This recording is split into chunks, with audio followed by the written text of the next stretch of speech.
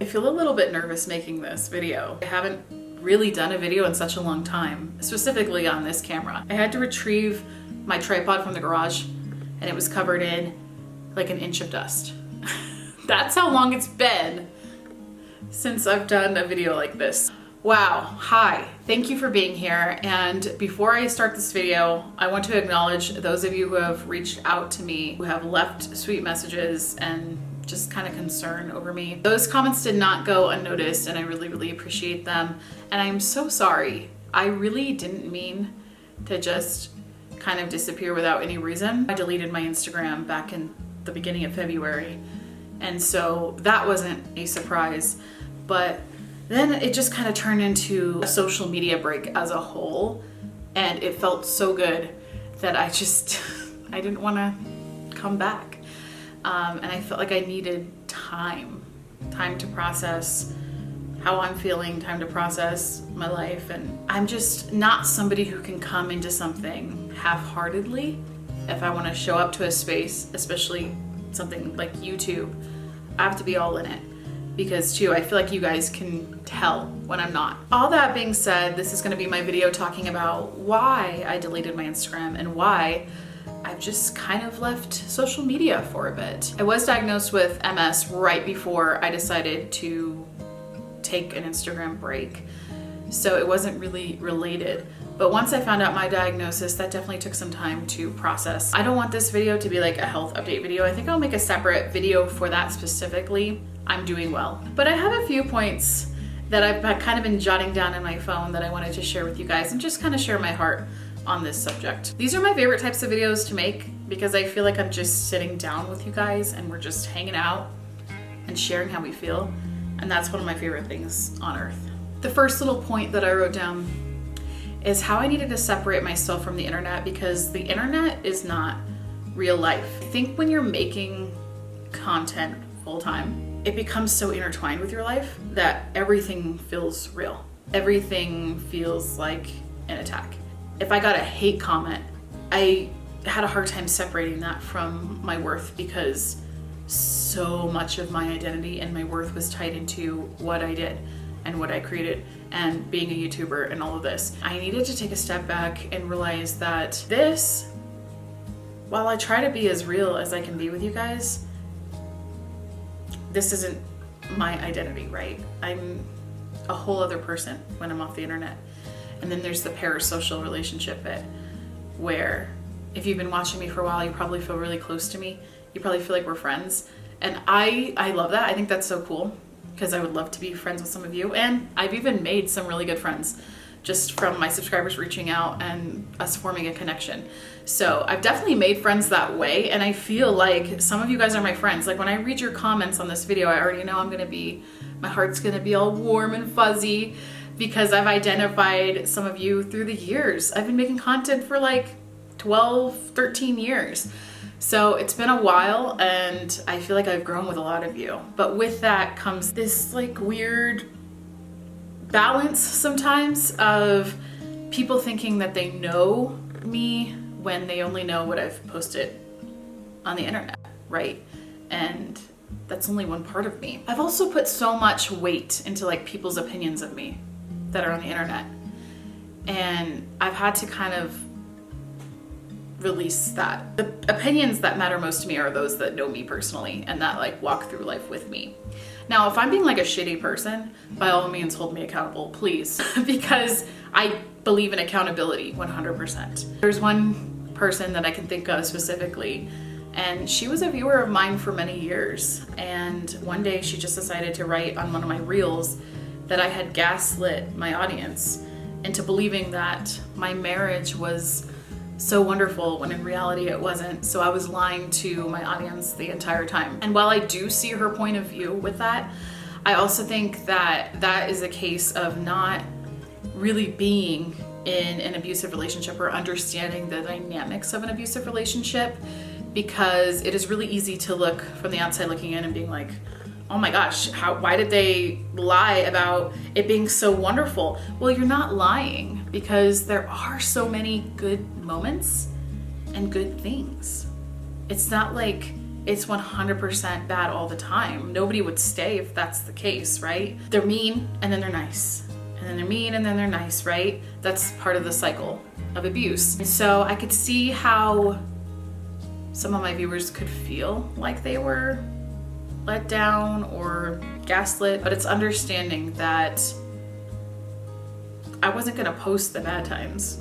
Like, I'm not gonna sit there and put a camera on when we're in the middle of a fight. And back then, I was protecting him a lot. And I feel like a lot of that has to do with my background. I grew up as a Christian in evangelical Christianity and met my ex-husband at a worship school. In that environment of being worship pastors, we led worship for a decade.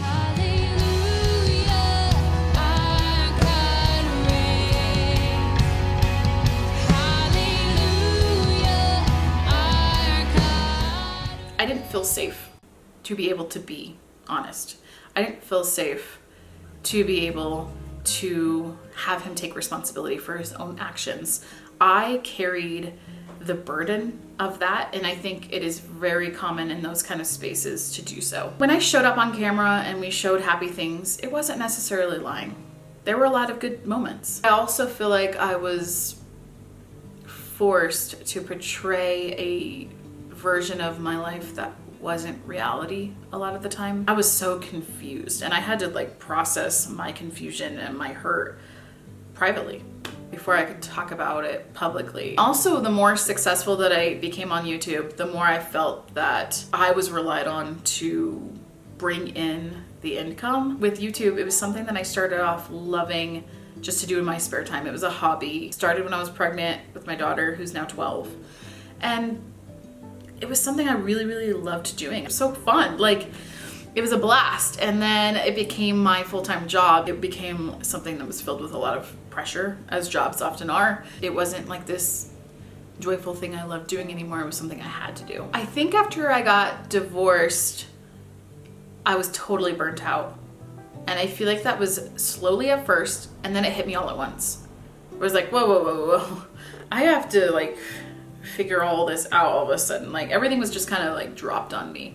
And I feel like that's the case for most people who have to go through survival mode for any kind of situation. Once you're out of it, you're able to feel safe and you're able to kind of process your feelings in a way that you didn't before. And that was very much the case for me. I'm still working through a lot of the trauma I went through. It's interesting because some days I feel like I'm not where I'm supposed to be, and then other days I feel like I am where I'm supposed to be, and some days are filled with a lot of confusion, and some days I feel really confident, and it's very much an up and down roller coaster, even still.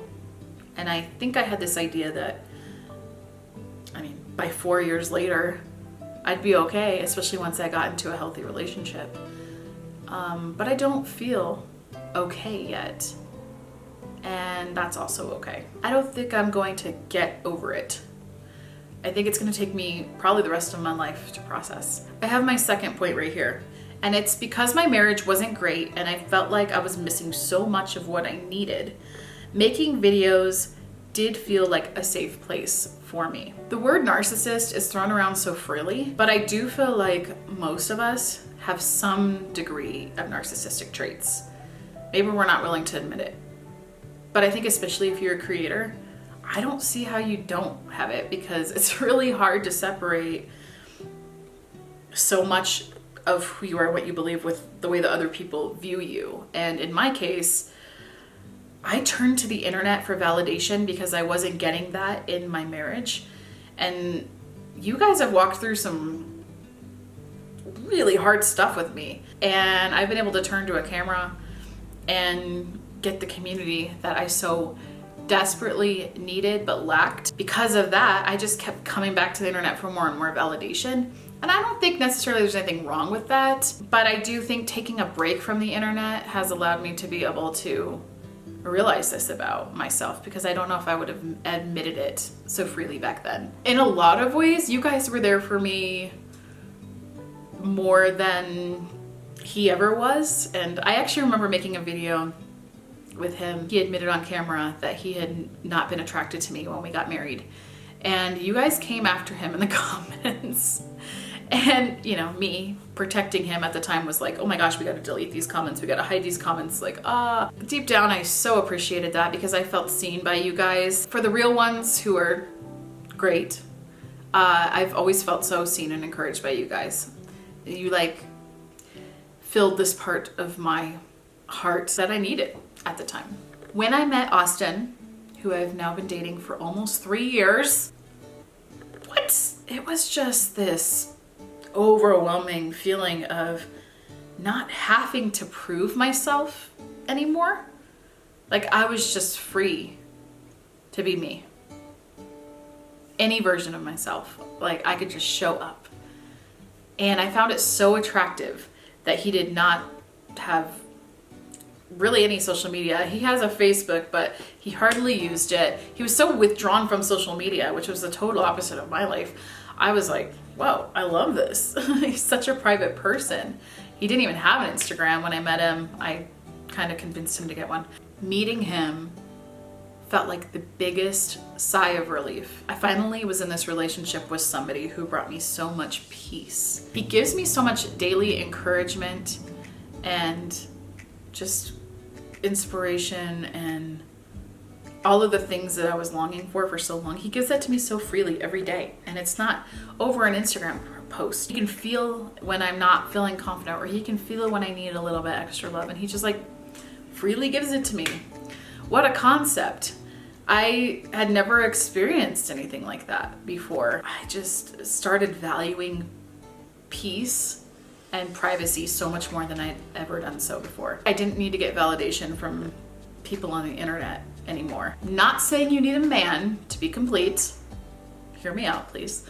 But I didn't realize how much I needed that safe haven until I got it. He's the greatest. And I go back and forth all the time on whether I should share him more or not, because he's so wonderful and he's so great, and I would love to give those of you out there that were in the position that I was in, or just have like given up on love or whatever, to realize that incredible people like him exist. And then at the same time, I want to protect him and I want to protect our relationship, and I don't want to show him at all. So I go back and forth on it all the time. And he and I have had so many conversations about it. And it's kind of like, how do we balance our public life versus our private life? And I think we're just going to take it as it comes, because I obviously want to share him. He's such a big, huge part of my life. Last point is the addiction piece. I think all of us can say that we struggle with addiction with our phones. Whether it's scrolling a social media app, or it's playing games, or our life is on this device. And it's right here at our fingertips. It's just kind of like muscle memory to open up the app. You don't even realize you're doing it. You don't even realize you're just like opening up the apps and scrolling. It just happens. It's really crazy. I don't think there can be a world without the internet at our fingertips moving forward, you know? I think it's just kind of downhill from here, unfortunately. But I think taking these breaks is so important. And I want to model to my children that. I've been so open and transparent with them about why I've taken a break and why I've stopped making content. They're like my biggest cheerleaders and fans. So they're always like, Mom, why are you not posting YouTube videos anymore? And I don't let them watch my channel, but they're proud of what I've accomplished and proud that I make videos, which is adorable. And they're just so sweet to me. I've had to explain to them these opinions on this device. Sometimes they filter into our bodies. For a long time, I wanted everyone to like me, and I felt so sad when people didn't like me, and I'm at a place, some people don't like me. They never will. They might be watching this video right now just because they hate me, and that's okay. I can't change their point of view. I don't like everybody, and I don't pretend to like everybody, so not everyone's gonna like me. And that's okay. It's just, I'm not everybody's cup of tea. That's cool. Kids, they don't understand what I just said. They take everything to heart. It's why I have not given my kids access to these apps, because I just know how detrimental it is to your mental health. One day, I'm going to be giving them a device with access to these apps, with access to unlimited internet and all of these things. And I want to model to them how to use them responsibly and to just spend quality time with them without my phone on my face. That's been really hard. I hate admitting that. It makes me feel gross, but I think a lot of us parents can relate to that. Getting off of Instagram specifically has really helped with that, because that's the place where I doom scroll all the time. Because I co-parent, I only have them half the week. So my time with them is already cut so significantly that when they're with me, I don't want to waste a moment, you know? Like, I really just want to try to be as present as I can be with them. They're getting older and one day they'll be gone. I don't want to think about that. Why do I do this to myself? I've also kind of set this rule with myself that if I am consuming content, I need to be creating content. When I was just not wanting to make content and I was just like consuming all the time, it didn't feel very productive and it only made me compare myself with other people. I've struggled with depression so much in my life, and social media is a huge trigger for that. I've just been a lot more intentional about how I'm spending my time. I've been going on long walks every day, just trying to get my steps in and trying to connect with nature more, be more present for my family, be more present for my friends and my close community of people. For a long time, the internet was so important to me, and views and analytics and all of the subscribers and all of that. Like, it was just so important. It held so much importance in my life. And I'm realizing now that it's not. Like, don't get me wrong, you guys are wonderful and I really do love making videos.